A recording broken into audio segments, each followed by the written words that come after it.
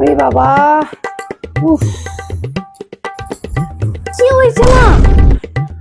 আরে রেশন দোকানে তো গেছিলাম, আবার রেশন থেকে ওই ভারী ব্যাগটাকে নিয়ে আমি ব্যাংকে চলে গেছি।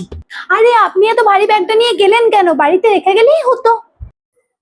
ও মা, ঠিক বলেছো তো, বাড়িতে রেখে গেলেই তো পারতাম। আর ভেবে কি হবে, এই চোর পালালেই বুদ্ধি বাড়ে।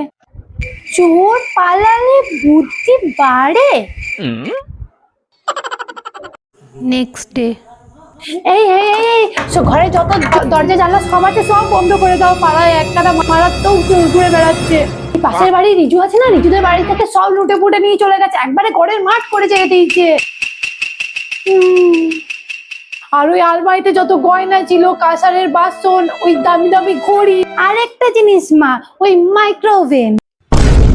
আই মে, তুমি জানলে কি করে মাইক্রোওভেন নিয়ে গেছে? আমি তো দেখেছি রিজুদের ছাদ থেকে নামার সময় মাইক্রোওভেনটা কাঁধে করে নিয়ে নামতে ওই চোরটাকে। তারপরেই তো বললাম আমি ওই চোরটাকে যে দাদা আপনার ওই মাইক্রোওভেনের তারটা ঝুলছে, তারপরে চোরটা গুটিয়ে নিল। তুমি দেখলে বৌমা, তুমি চেঁচামেচি করলে না? হ্যাঁ, চোর চোর বলে চেঁচালে না? বারে চেঁচাবো কেন? আমি তো আগে নিজের ভালোটা দেখবো, তাই না? কি বলছো কি? এটা তোমার কি লাভ? কেন মা, আপনি তো কালকে বললেন যে চোর পালালে নাকি বুদ্ধি পারে, তার জন্যই তো আমি চোরকে পালাতে দিয়েছি, যাতে আমার একটু বুদ্ধিটা বাড়ে। আমি তো সব সময় বলে না আমার বুদ্ধি নেই বুদ্ধি নেই, তার জন্য তো চোরকে একটু পালাতে দিলাম যাতে আমার বুদ্ধিটা একটু বাড়ে।